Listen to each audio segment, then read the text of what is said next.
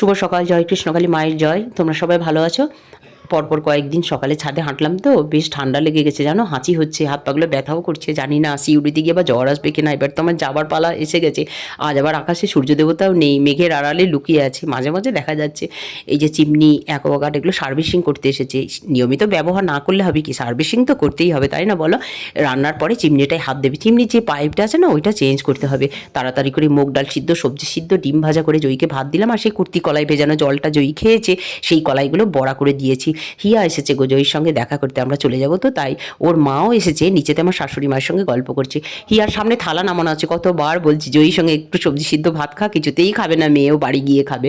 হ্যাঁ, তোমাদের বলতে ভুলে গেছি, এলেপ্টের রিপোর্টটা আজকে ডাক্তারবাবুকে দেখানো হয়েছে। ডাক্তারবাবু বলেছেন মেডিসিন যেমন চলছে চলবে, 3 মাস ধরে চলবে, আর 2.5 ঘন্টা গ্যাপে গ্যাপে জয়ীকে খাওয়াতে হবে।